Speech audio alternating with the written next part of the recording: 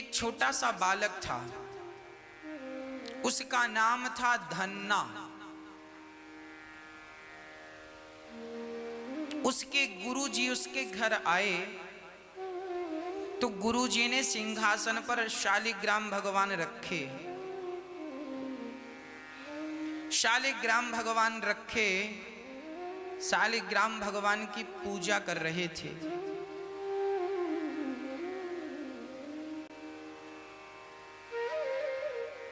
तो छोटा सा बालक था धन्ना। धन्ना के पिताजी, धन्ना जाट था, धन्ना के पिताजी संतों की सेवा करते थे। उनके गुरुजी आए तो उनके रहने की खाने की व्यवस्था की। बालक छोटा सा था धन्ना, गुरुजी से कहता है गुरुजी ये कौन है? गुरुजी बोले ये शालिग्राम भगवान है। धन्ना बोला गुरुजी हमें भी भगवान दे दो, हम भी इनकी ऐसी सेवा करेंगे। गुरुजी बोले बेटा भगवान ऐसे नहीं देते किसी को, तुम बड़े हो जाओ फिर तुम्हें भगवान लाकर हम देंगे। धन्ना रोने लगा, ना गुरुजी हमें भगवान दो। अब गुरुजी बड़े परेशान, उनके पास एक ही शालिग्राम भगवान थे। तो गुरुजी स्नान करने गए, तो स्नान करने नदी गए तो नदी से बढ़िया गोल मटोल पत्थर काला सा उठा कर ले आए और चंदन लगाकर तुलसी लगाकर रख दिया। और धन्ना ने फिर कहा गुरुजी भगवान जी दो। तो गुरुजी ने कहा बेटा धन्ना ये देख, जो नदी से उठाकर लाए थे उन्हें ऊंचे पर रख दिया और जो स्वयं के शालिग्राम जी थे वो नीचे पर। गुरुजी ने कहा धन्ना ये बड़े भगवान हैं ये छोटे भगवान हैं, बोल तुझे कौन से चाहिए? धन्ना बोला बड़े भगवान दो। तो जो नदी से उठाकर लाए थे ना गुरुजी, वो नदी से लाए पत्थर चंदन लगाए तुलसी लगाए और धन्ना को दे दिया। लो धन्ना ये रहे तुम्हारे भगवान, सेवा करना, सेवा में कसर ना छोड़ना, भोग लगाना, सेवा करना। जी गुरुजी। गुरुजी तो चले गए। अब धन्ना बड़े प्रेम से भगवान की सेवा करने लगा, भगवान को भोग लगाए। और जब भगवान को भोग लगाए भगवान ना खाएं तो धन्ना बोला प्रभु आप नहीं खाएंगे तो हम कैसे खाएंगे? पिताजी तब तक बोले सुन धन्ना जा गैया चराने जा। आज धन्ना गैया चराने गया तो भगवान को साथ ले गया। गैया चर रही है, पेड़ के नीचे भगवान को बिठाया है और रोटी अचार लेकर आया है, कह रहा है प्रभु आप खाओ। आज भगवान भोजन नहीं किए, नहीं आए भगवान। धन्ना बालक ही था, रोने लगा प्रभु बड़ी भूख लगी है, जब तक आप नहीं खाओगे हम नहीं खाएंगे। गुरुजी के हाथ से तो आप खाते थे। उसे लगता था कि गुरुजी खवाते थे सो ये खाते थे। गैया लेकर घर गया, भगवान को जेब में रख लिया। दूसरे दिन फिर गैया चराने गया तो भगवान को लेकर गया। माँ ने कहा धन्ना रोटी खा ले, बोले ना माँ पहले भगवान को खवाऊंगा, गैया चराने जाऊंगा वहीं खिलाऊंगा वहीं खाऊंगा। दूसरे दिन भी भगवान ने भोजन नहीं किया। धन्ना भूख से तड़पने लगा। तीसरे दिन जब धन्ना पेड़ की छांव में भगवान से हाथ जोड़कर कहता प्रभु अब मैं मर जाऊंगा, यदि आप भोजन नहीं करेंगे तो भूख से प्राण निकल जाएंगे। जब ये बात सरलता से धन्ना ने कही तो शालिग्राम भगवान प्रकट होकर छोटे से बालक के रूप में आए और धन्ना के हाथ से रोटियां खाने लगे और भगवान धन्ना को भोजन कराने लगे। अब धन्ना की और भगवान की बड़ी दोस्ती हो गई। रोज भगवान आए और उस धन्ना के हाथ से भोजन करें, रोज आएं और धन्ना के हाथ से भोजन करें। धन्ना एक दिन बोला, प्रभु आज बड़ी नींद आ रही है, आप जरा गैया देखना, हम सोएंगे। धन्ना सो गया और भगवान सारी गैयों को देख रहे हैं। धन्ना की गैया भगवान चराया करते थे। एक दिन क्या हुआ कि धन्ना के पिताजी ने कहा, जाओ बेटा खेत में गेहूं बो करके आओ। धन्ना खेत में गेहूं बोने चले कि रास्ते में कुछ साधु संत मिल गए। साधुओं ने कहा, धन्ना बड़ी भूख लगी है, हमने सुना है तुम बहुत सेवा करते हो संतों की। धन्ना ने कहा, करते तो हैं पर अभी तो हमारे पास कुछ नहीं है। संतों ने कहा, ये गेहूं है तो ठीक है, अच्छा आज घर में मत जाना। अच्छा, धन्ना घर में जितना सामान था ना सब संतों की सेवा में लगा देता था। इसके कारण पिताजी बड़े नाराज रहते थे, सब लुटा देगा, जो भी है बना बना के खवाए।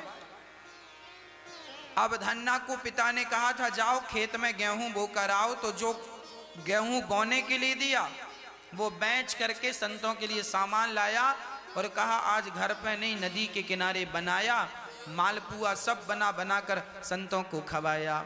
और संतों को जब खवाया, धन्ना को लगा अब गेहूं तो है नहीं, खेत में बोएं क्या। तो धन्ना को लगा, देखो दिखाने के लिए कुछ तो करना पड़ेगा। तो उसने नदी के किनारे की बालू भर ली और बैलों को जोता और हल चला रहा और रेत बोता जा रहा, ताकि धन्ना ये सोच रहा था कि गांव वाले देखेंगे ना तो ये ना कहेंगे किसने कुछ बोया नहीं, बाद में हम कह देंगे हमने बोया तो था, कुछ फसल नहीं हुई तो हम क्या करें। तो धन्ना बालू बोने लगा और बालू भगवान का नाम जपता जाए, सीताराम सीताराम जपता जाए और धन्ना बालू बोता जाए। धन्ना बालू बोता, पूरा खेत जोत दिया। 15 दिन बाद गांव वालों ने कहा, भाई धन्ना के पिताजी से, अरे भाई इस बार आपका खेत जितना बढ़िया है, इतनी अच्छी फसल है, गांव में किसी की फसल नहीं है। अब धन्ना को लगा ये आ गए, अब पड़ेगी मुझे, पिताजी मारेंगे। पिताजी ने कहा, अच्छा धन्ना तुमने अच्छी खेती करी है। धन्ना के पिताजी ने जाकर देखा तो सचमुच उनके खेत में गेहूं, बढ़िया फसल थी, बढ़िया फसल। धन्ना को सबने कहा बढ़िया फसल, तो धन्ना डरते डरते गए, मैं तो देखूं। और धन्ना ने जब देखा सचमुच उनके खेत में बढ़िया सी फसल लहलहा रही थी, तभी धन्ना ने जेब से अपने भगवान को निकाला, कहा, प्रभु हमने रेत बोई, ये गेहूं कहां से आ गई। भगवान ने कहा, धन्ना तुमने गेहूं बेचकर संतों को भोजन कराया, उनकी तृप्ति की। जब तुमने संतों की सेवा में गेहूं बोया तो हमने वही गेहूं तुम्हारे खेत में बो दिया। तुमने परोपकार में जितना धन खर्च किया है, मैं तुम्हें उससे ज्यादा तो दूंगा ही, ये मेरा स्वभाव है। मेरा भक्त परोपकार में जितना खर्च करता है, मैं उसका कई गुना बढ़ाकर उसे वापस करता हूं, ये मेरा धर्म है, ऐसा भगवान ने कहा।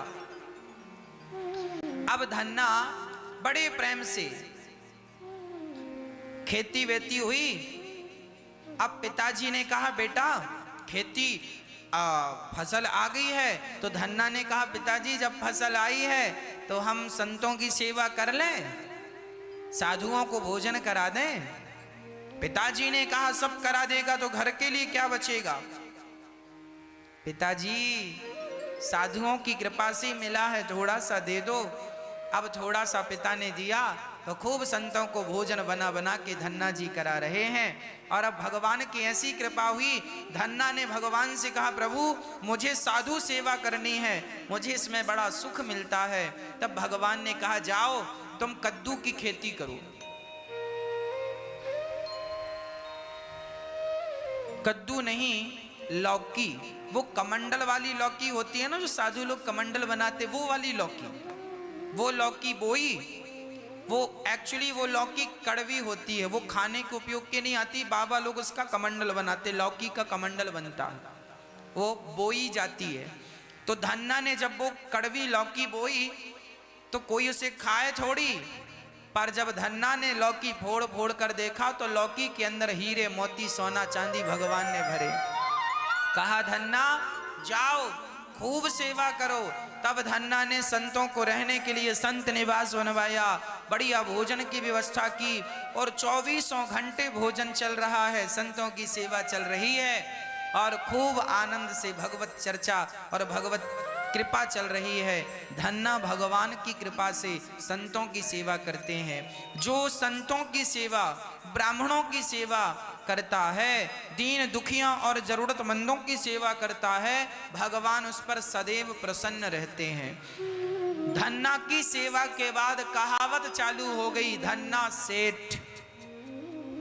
लोग कहते हैं बड़ा धन्ना सेठ है, तो कुछ लोग कहते हैं हम धन्ना सेठ हैं क्या?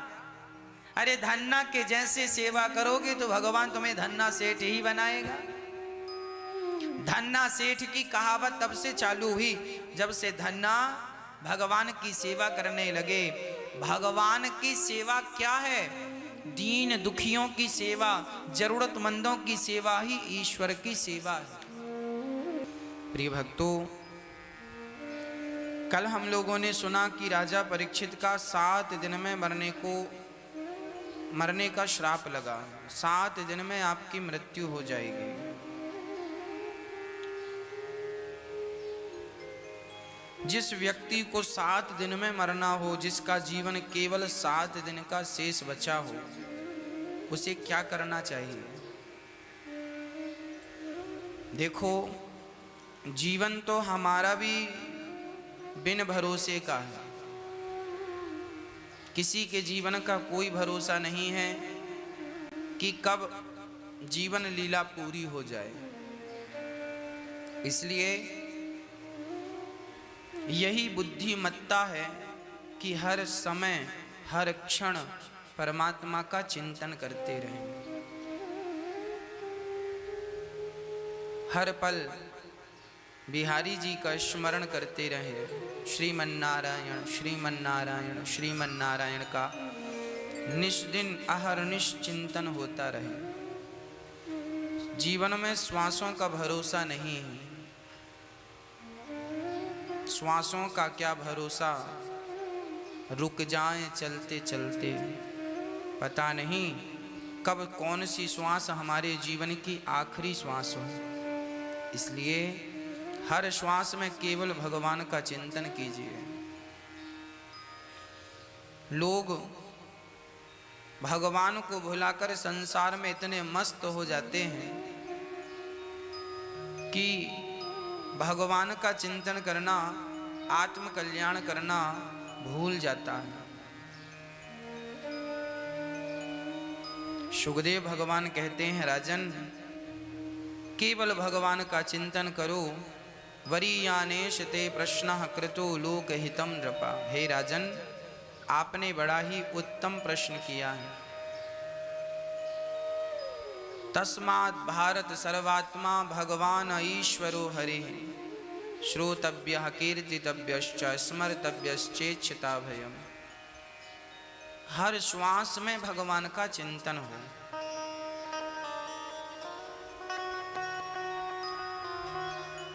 तस्मात् भारत सर्वात्मा भगवान ईश्वरो हरिः,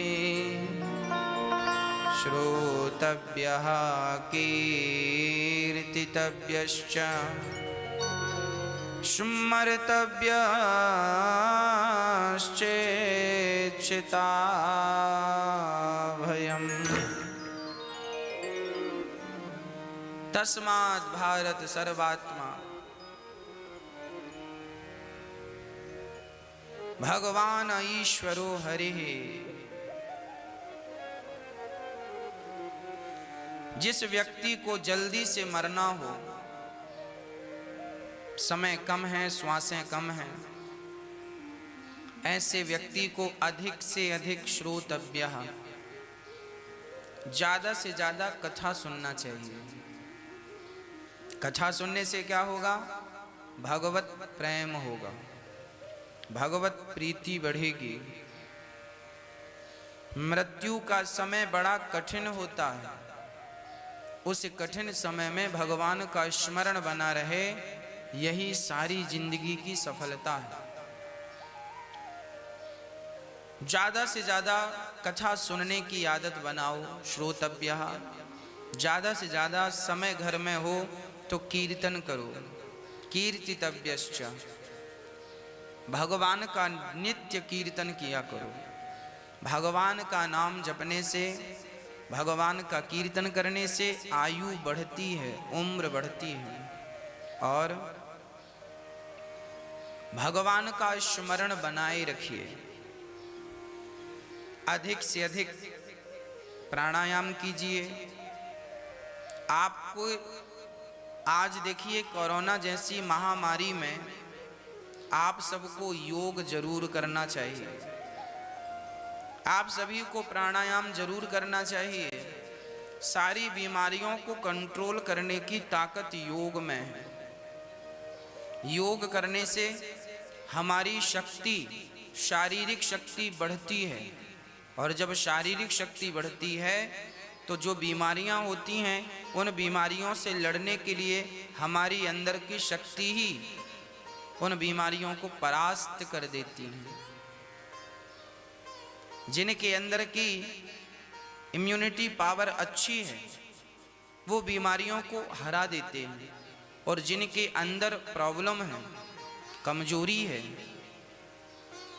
उनका जीवन संकट में आ जाता है। इसलिए थोड़ा सा समय अपने लिए निकालो।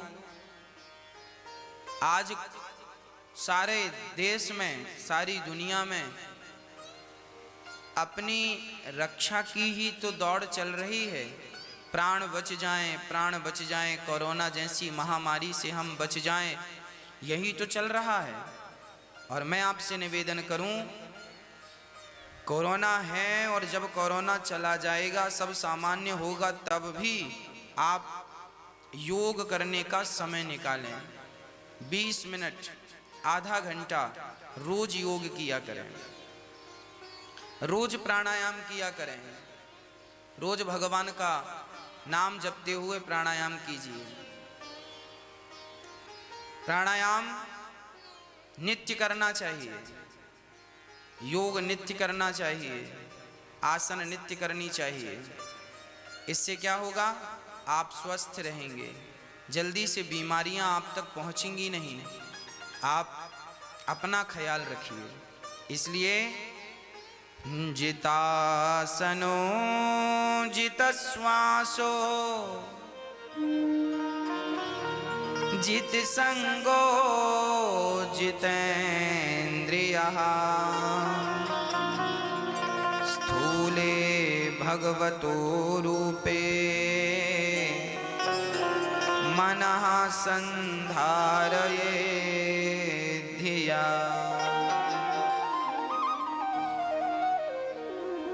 जितासनो, आसन जीतिए, प्राणायाम कीजिए, और अपने आप को स्वस्थ रखने के लिए समय निकालिए। आधा घंटा, 1 घंटा चलिए, दौड़िए, गहरी गहरी श्वासें। आज कोरोना क्या करता है? आपके फेफड़े को ही तो कमजोर करता है। कोरोना जाके लंग्स में बैठ जाता है, लंग्स को सिकोड़ देता है, ऑक्सीजन मिलती नहीं। आज सारे देश में यही समस्या है, ऑक्सीजन की कमी है। चारों तरफ चर्चा है, ऑक्सीजन नहीं है, ऑक्सीजन नहीं है। हम आपसे निवेदन करते हैं, अपने आप को इतना स्ट्रॉन्ग बनाइए कि आपको ये समस्याएं ही ना आए। आपका ये लंग्स जो है, फेफड़े जो हैं, इनमें हवा भरिए, ऑक्सीजन आप लीजिए लंबी सांसें से, खूब गहरी श्वास लीजिए। और श्वास लेकर उसे रोकिए, धीरे धीरे उसे छोड़िए। हाँ, जब आप दिन में कम से कम 100 बार 50 बार आप बैठे हैं कहीं किसी के साथ, तो भी आप लंबी सांस भरिए, गहरी सांस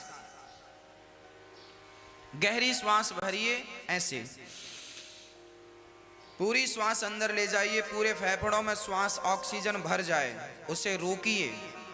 इसे भस्त्रिका प्राणायाम कहते हैं। और फिर छोड़िए, फिर फास्ट करिए, जल्दी जल्दी लीजिए। इससे क्या होगा? आपके फेफड़े, आपका लंग्स स्ट्रांग होगा, मजबूत होगा। फिर आपको ये ऑक्सीजन की प्रॉब्लम नहीं जाएगी। जिनके फेफड़े चोक हो जाते हैं, जो प्राणायाम कभी नहीं करते, प्राणायाम नहीं करते और ऊपर से तंबाकू खाते हैं, सिगरेट पीते हैं, गुटखा खाते हैं, ऐसों के फेफड़े बिल्कुल कमजोर हो जाते हैं। और ऐसों को फिर बचने की उम्मीदें जरा कम होती हैं। इसलिए जीवन अनमोल है। आज लोग कोरोना से बचने के लिए लाखों रुपए, 50 लाख और करोड़ों खर्च करने को भी तैयार हैं कि कैसे भी जिंदगी बच जाए।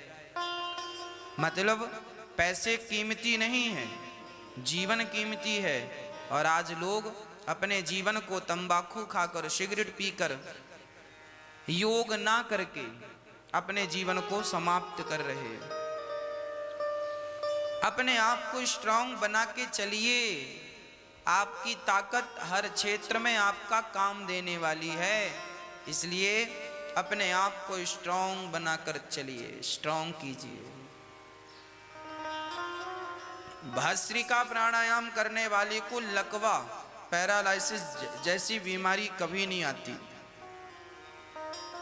भस्त्रिका प्राणायाम, अनुलोम विलोम और कपालभाति, ये 3 प्राणायाम में सबसे श्रेष्ठ प्राणायाम है। तो तीनों श्रेष्ठ, पर भस्त्रिका सबसे ताकतवर प्राणायाम है, एनर्जी बूस्टर है भस्त्रिका प्राणायाम।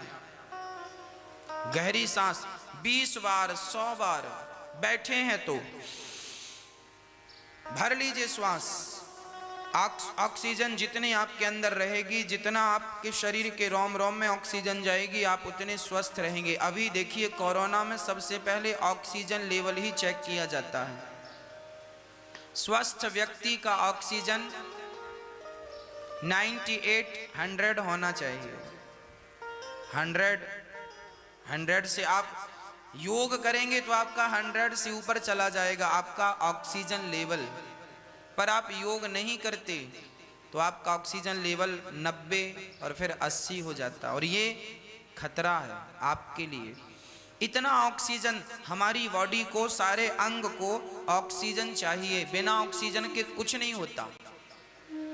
ऑक्सीजन की किल्लत चल रही है भारत में, आप पहले ही समझ गए होते। देखिए, भागवत में ये विषय हजारों साल पहले ऋषि मुनियों ने लिख दिए हैं। जितासनो जितश्वासो जित संगो जितेंद्रिय।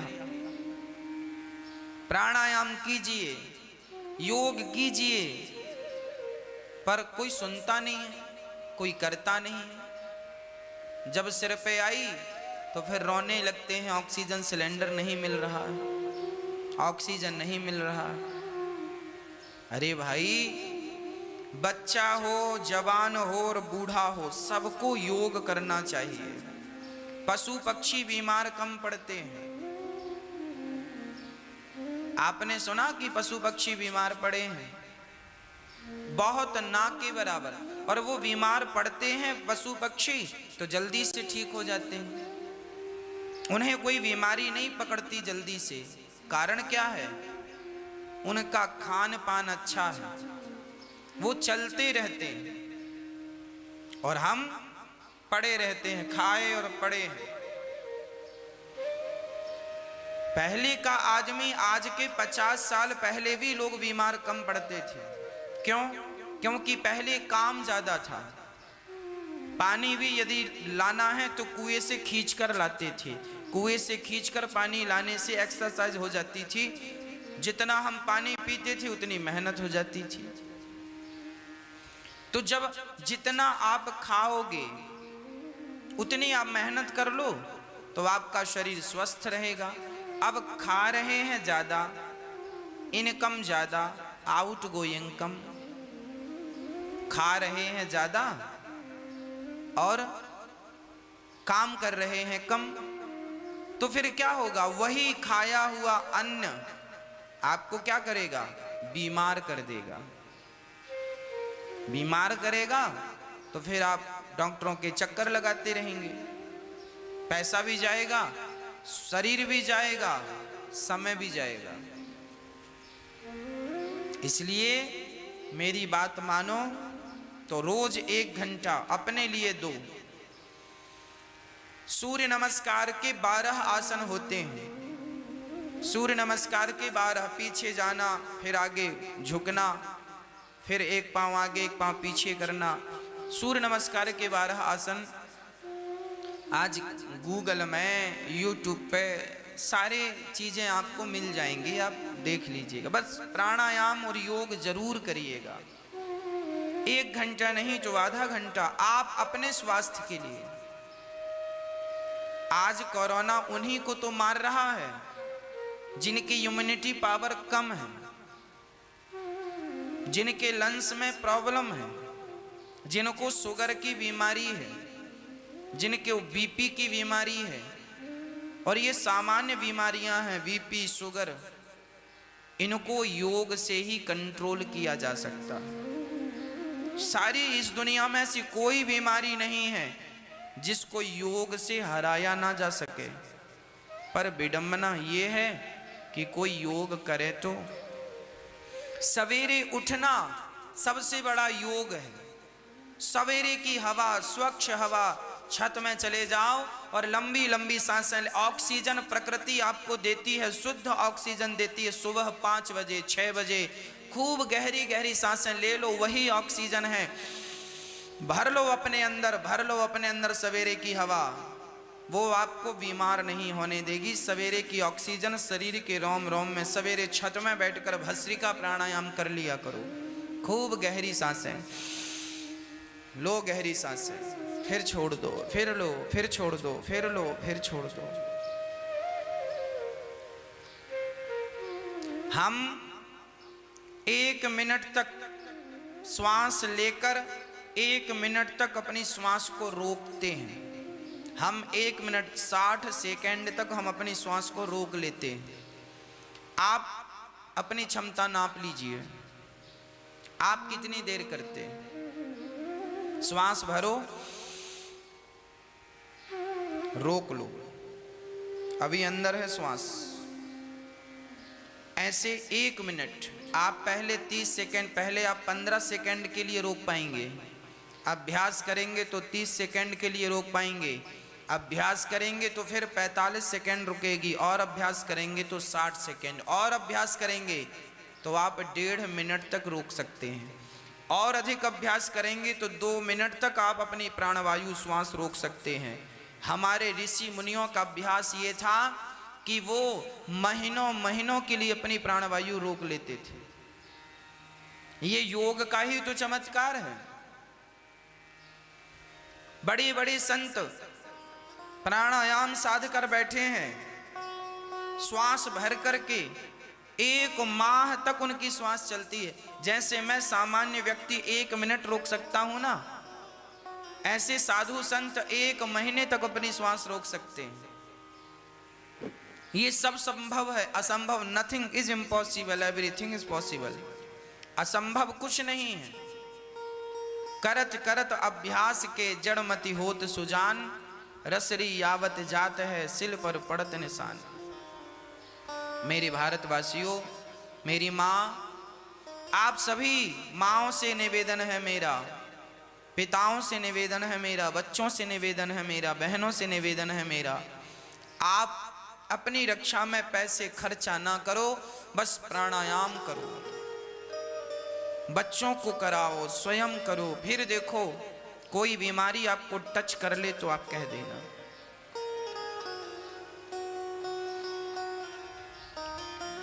सुखदेव जी कहते हैं राजन, अच्छा प्राणायाम करने से एक फायदा और है, शरीर तो स्वस्थ रहता है, आपका मन भी वश में होता है। ये जो मन की चंचलता है ना, मन की चंचलता योग करने से शांत होती है, मन बिल्कुल स्थिर हो जाता है, आनंदित हो जाता है। हाँ, आप जब ये कोरोना काल समाप्त होगा, आप आएंगे, फिर मैं आपको योग कराऊंगा, आपको उस आनंद की अनुभूति कराऊंगा। आप जब आएंगे नेक्स्ट, ये सब स्थितियां सामान्य होंगी, तब आप आए, हम आपको योग करा के आपको उस आनंद की अनुभूति तक ले जाएंगे, जिस आनंद की अनुभूति को हम प्राप्त करते हैं। ये भी एक सुख है, आनंद है। सुखदेव जी कहते हैं राजन, सत्यां क्षितौ किं कश्यपो प्रयासैर् बाहौ स्वसिद्धेयुपबर्हणे किं सत्यञ्जलौ किं पुरुधान्यपात्र्या दिग्वल्किलादौ सद्य किं दुकूलैः। सुखदेव भगवान कहते हैं राजन, हमें ज्यादा हाय हाय नहीं करना चाहिए, जितना विधाता दें उतना रखो। पर मैं यहां एक बात और कहूंगा सभी से, आप अपने जीवन में इतना धन जरूर कमा लीजिएगा समय रहते कि आप अपने लिए एक घर बनवा सकें, आपका अपना एक घर होना चाहिए। हम तो निवेदन करते हैं भगवान से, बिहारी जी सबके सिर पर छाया खुद की हो, छाया किराए की ना हो। आप समय रहते अभी जवान हो, कर रहे हो। कुछ लोग ये कहते हैं करते रहो, किराए के मकान में रह आएंगे। किराए की जिंदगी ठीक नहीं है। आप अपने बच्चों के लिए, अपने लिए इतनी मेहनत करके इतने पैसे तो कमा लो कि एक छोटा सा, बड़ा ना सही, छोटा सा घर आपका खुद का होना चाहिए। और जब आप उसे ले लें तो बिहारी जी के नाम कर दें, प्रभु ये आपका है, अब आपके घर में हम किराए से हो जाएंगे। जीवन में 2 पैसे कमाओ और 2 पैसे बचाओ। अपने ज्यादा खर्चे ना किया करो। व्यर्थ के खर्चे हमेशा नुकसान देते हैं। जो पैसा कमाओ उस पैसे में आधा पैसा, आधे से ज्यादा बचाओ और 20% 30% पैसा खर्चा कर लो। जो भी जरूरत है वो भी फिजूल नहीं, व्यर्थ नहीं। जो व्यक्ति 2 पैसा बचाकर अपनी गृहस्थी चलाता है वो व्यक्ति बहुत सुखी होता है। और जो पैसा आया उड़ा दिया, आया उड़ा दिया, ऐसा व्यक्ति जीवन भर रोता है, पछताता है, पश्चाताप करता है कि क्यों नहीं हमने पैसों का, 2 पैसों को संग्रह करके क्यों नहीं ये काम कर लिया। सुखदेव भगवान कहते हैं राजन, जो व्यक्ति साधु हो गया है उसे तो पैसों का मोह त्याग देना चाहिए, पर जो गृहस्थ है उस गृहस्थी को अपने लिए थोड़ा सा संग्रह भी करके चलना चाहिए। 2 पैसा बचा कर भी चलना चाहिए सबको। कल क्या होने वाला है कोई नहीं जानता। कब लॉकडाउन जैसी स्थितियां उत्पन्न हो जाएं, ना काम मिलने वाला है, ना 2 रुपए मिलने वाले हैं। जो तुमने बचा के रखा है वही आपके काम आएगा। तो 2 रुपए जो बचा कर आप रखते हैं वो आपका काम आता है। कहते हैं विद्या कंठ की, एक कहावत है पुरानी, हमारे बड़े बुजुर्ग कहावत कहा करते थे, विद्या कंठ की और रुपया गंठ का। जो विद्या आपके गले में है वो विद्या आपके काम की है। पुस्तकों में लिखी हुई विद्या काम नहीं आती। अब आप बोलने बैठे हैं, प्रवचन करने बैठे हैं, तो जो आपके कंठ में होगा वही तो काम आएगा। लिखा तो बहुत रखा है घर में, जो आपके कंठ में है वो विद्या आपकी है, और जो रुपया आपके गंठ में है, मतलब आपकी गांठ में, मतलब आपके पास में, वो पैसा आपका है, आपके काम आएगा। इसलिए विद्या कंठ की, विद्या कंठ में बिठाओ और रुपया गंठ में अपने पास संभाल कर रखो, बैंक में रखो, संभाल कर रखो, 2 पैसे बचा कर रखो। जिसकी जितनी क्षमता है अपनी क्षमता के अनुसार पैसों का संग्रह थोड़ा थोड़ा करना, ज्यादा नहीं। हम लोभ लालच की बात नहीं कर रहे हैं, हम आपकी जरूरतों की बात कर रहे हैं। इतना पैसा आपके पास हो कि कल मुसीबत आए तो किसी के सामने हाथ पसारने की जरूरत ना पड़े। इसलिए इन बातों का आपको ख्याल रखना चाहिए। भक्तों, सुखदेव जी कहते हैं विधाता जितना दे दें उतने में खुश रहना चाहिए। चीराणि किं पथि न संति दिशन्ति भिक्षाम् नैवाङ्घ्रिपा परव्रतः सरितोऽप्यशुष्यन् रुद्धा गुहा किमजितोऽवति नोपसन्नान् कस्माद् भजन्ति कवयो धन दुर्मदान्धान्।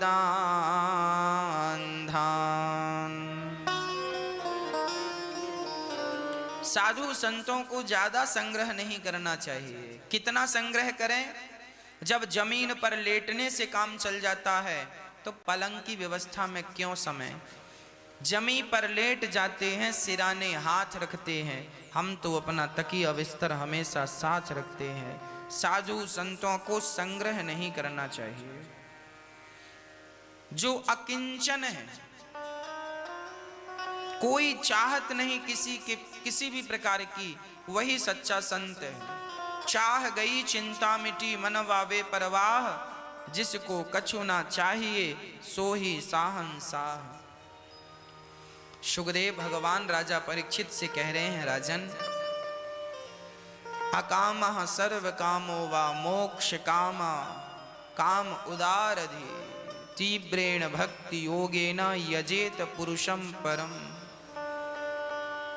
केवल भक्ति योग के द्वारा व्यक्ति अपना कल्याण कर सकता है।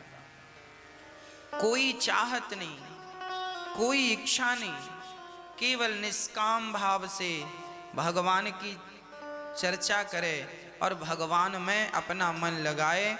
व्यर्थ की बातें करके अपना समय वेस्ट ना करो। किसी की निंदा, किसी की चुगली करके अपना समय बिल्कुल ना बर्बाद करो। केवल भगवान का चिंतन करो। जीवन की यही सार्थकता है। सुखदेव भगवान ने राजा परीक्षित से कहा, राजन नमः, भगवान की स्तुति सुखदेव जी कर रहे। नमः परस्मै पुरुषाय भूयसे सदुद्भवस्थान निरोध लीलया ग्रहीत शक्ति त्रतयाय देहिना मंत्र भवायानुपलक्ष्य वर्तमने।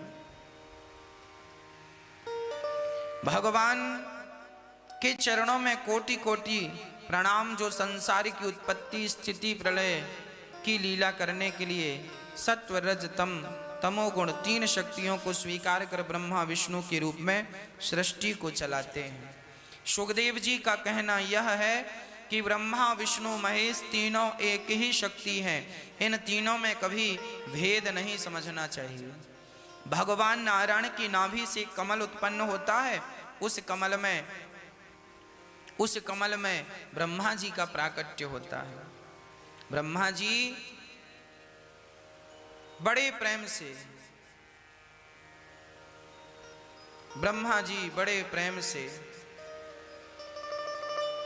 जब कहते हैं कि हमें अहंकार ना आए ऐसी कृपा करो। तब कहते हैं भगवान उन्हें चतुश्लोकी भागवत का उपदेश करते हैं। अहमेवासमेवाग्रे नान्यद यद सदसत्परम पश्चादहं यदेतच्च यो वशिष्येति सोऽस्म्यहम्। ऋतेर्थं यत्प्रतीयेत न प्रतीयेत चात्मनि तद्विद्यादात्मनो माया यथा भासो यथा तमः।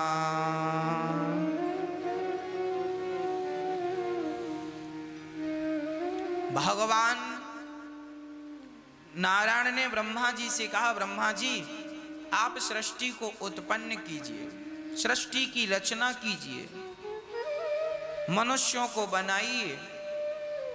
ब्रह्मा जी ने हाथ जोड़कर कहा, हे परम पिता, हे ईश्वर, हे जगताधार, ये बताओ कोई व्यक्ति यदि छोटा सा काम करने लग जाता है ना तो उसे अहंकार आ जाता है।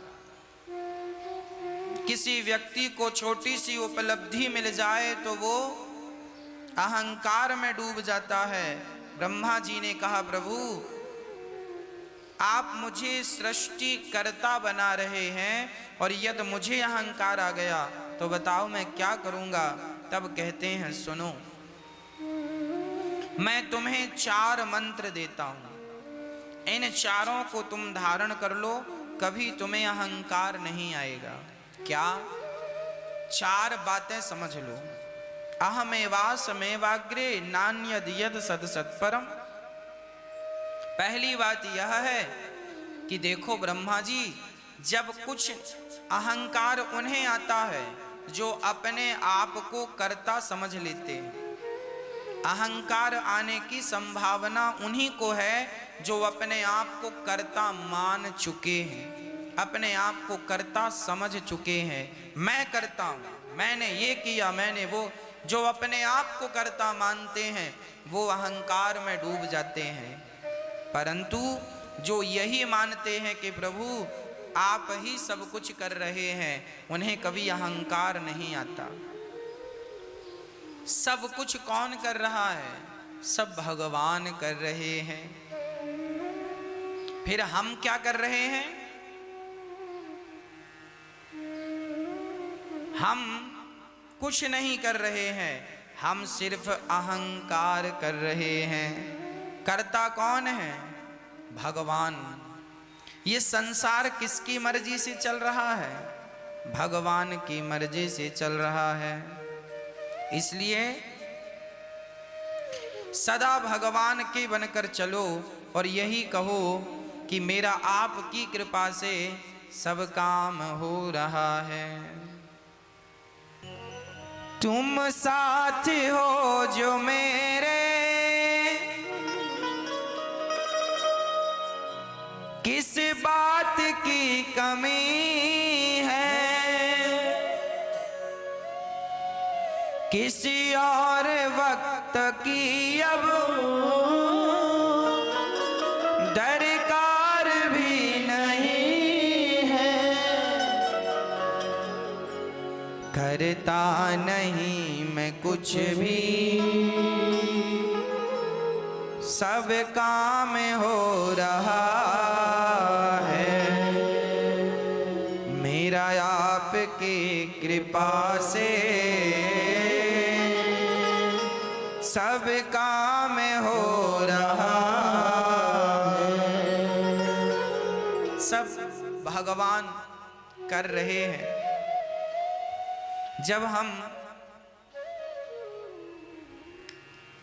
जब हम ये मानेंगे कि हम कर रहे हैं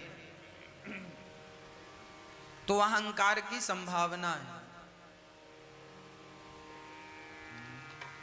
जब हम ये समझेंगे कि सब भगवान, हम अपने आप को कर्ता समझ लेंगे, स्वाभाविक सी बात है आज इस दुनिया में जितनों को अहंकार है, केवल इसलिए अहंकार है कि उन्होंने अपने आप को कर्ता समझ रखा है। मैं कर रहा हूं। अहंकार कभी नहीं आएगा उसे जो सदा ये मानकर चलेगा कि सब भगवान कर रहे हैं। करते हो तुम कन्हैया, मेरा नाम हो रहा है, मेरा आपकी कृपा से सब काम हो रहा है। ऋतीर्थम यत् प्रतीयेत ना प्रतीयेत चात्मनि तद विद्यादात्मनो मायाम यथा भासो यथा तमः। शुकदेव भगवान कहते हैं, राजन, जब भगवान नारायण ने ब्रह्मा जी को यह समझाया कि सब भगवान करते हैं, तो उनका अहंकार आने का सवाल ही खड़ा नहीं होता।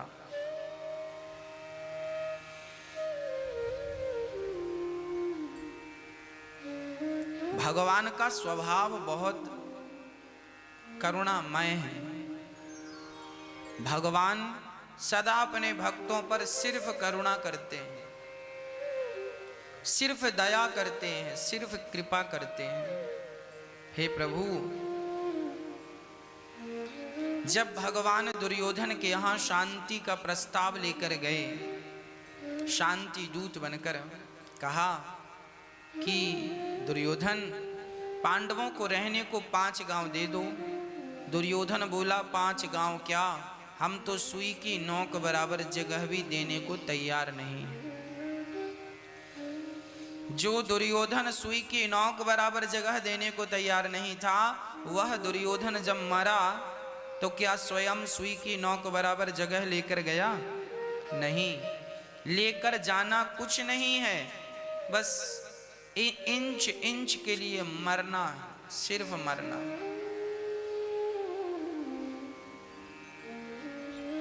भगवान ने समझाया, दुर्योधन ने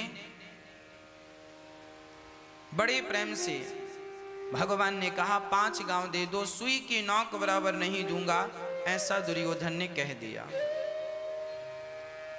प्रिय भक्तों, इसके बाद भगवान विदुर जी के यहां गए। दुर्योधन ने कहा भोजन कर लो। भगवान ने कहा भोजन नहीं करेंगे। तब सूरदास जी ने एक पद गाया। दुर्योधन ने जब भोजन कराया और भगवान ने दुर्योधन के घर भोजन ना करके विदुरानी के घर भोजन किया, तो सूरदास जी ने पद गाया। सूरदास जी कहते हैं कि सबसे ऊंची प्रेम सगाई, वो सबसे ऊंची प्रेम सगाई। सबसे ऊंची यदि कोई सगाई है, कोई संबंध है, तो सबसे ऊंची प्रेम सगाई।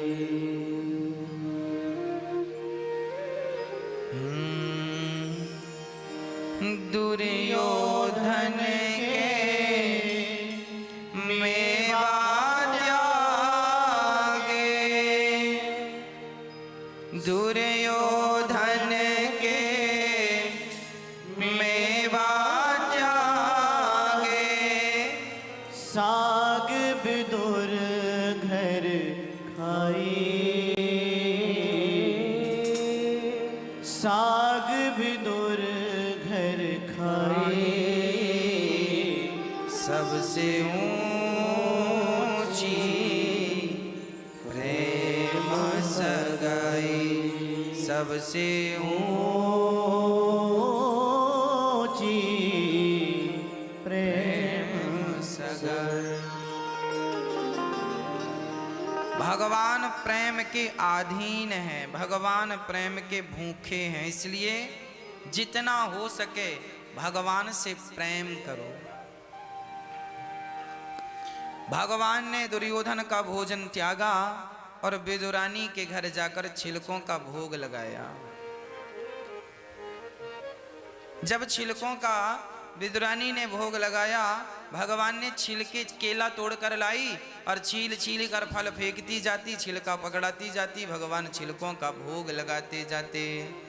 अब भगवान देखो भक्त के हाथ का छिलका भी खा लेते हैं और अहंकारी के हाथ के मेवा और मिष्ठान भी भगवान ग्रहण नहीं करते। भाव का भूखा हूं मैं, भाव ही एक सार है, भाव से भज ले मुझे तो भव से बेड़ा पार है। केवल भाव, केवल प्रेम, केवल भाव प्रधान, कितना बढ़िया भाव है। भगवान कभी अपने भक्तों का अहित नहीं करते, उनकी भावना, उनकी श्रद्धा का सदा सम्मान करते हैं। दुर्योधन के मेवा त्याग कर विदुर जी की साग खाई विदुरानी की, भगवान प्रेम पसंद करने वाले हैं। जब भगवान अपनी समस्त लीलाओं को पूरा करके चले तो भगवान ने जाते वक्त विदुर जी को याद किया। विदुर जी, जब विदुर जी को पता चला कि भगवान ने हमें याद किया है, विदुर जी बहुत रोए हैं और मैत्रेय जी के पास हरिद्वार गए। महाराज मेरा कल्याण कैसे होगा, कृष्ण ने जो चर्चा सुनाई है जाते वक्त वो हमें उपदेश कीजिए। तब मैत्रेय जी विदुर जी से कहते हैं, विदुर जी ने प्रश्न किया, सुखाय कर्माणि करोति लोको न तै सुखं वान्यदुपारवम्बा विन्देत भूयस्तत एव दुःखं यदत्र युक्तं भगवान् वदेन्नः। सारी दुनिया सुख के लिए कर्म करती है, मिलता क्या है सिवाय दुख के? केवल दुख मिलता है। इसलिए दुख मिलता है क्योंकि हम सुख की कामना, हम आपसे ये कहते हैं आप निष्काम हो जाओ।